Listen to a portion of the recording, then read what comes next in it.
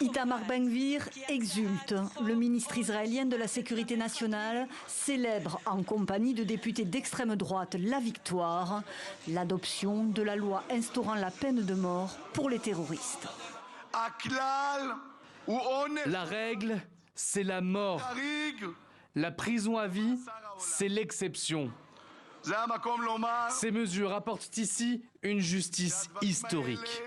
Une règle et un texte taillé sur mesure visant dans les faits des Palestiniens reconnus coupables d'attaques ou d'attentats anti-israéliens, ce que l'opposition dénonce. Nous ne sommes pas comme le Hamas. Nous sommes l'opposé du Hamas. Nous ne sommes pas venus au Moyen-Orient pour adopter la charia.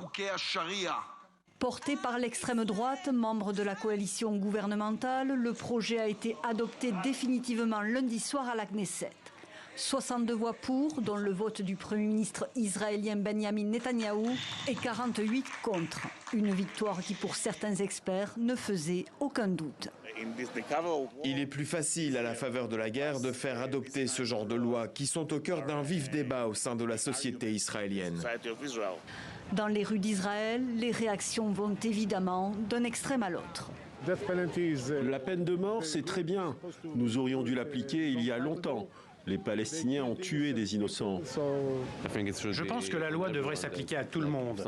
Si quelqu'un commet un meurtre, la loi devrait s'appliquer à tous, juifs, arabes, musulmans confondus.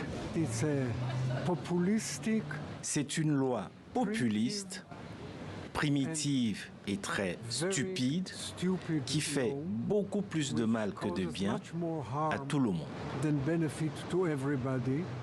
Un texte vivement critiqué aussi par l'Union européenne. Il s'agit d'un net recul, tant l'introduction de la peine de mort que le caractère discriminatoire de la loi. L'autorité palestinienne accuse le gouvernement israélien de tenter de légitimer des exécutions extrajudiciaires. Les États-Unis, sans surprise, ont de leur côté défendu l'allié israélien et son droit souverain à fixer ses propres lois.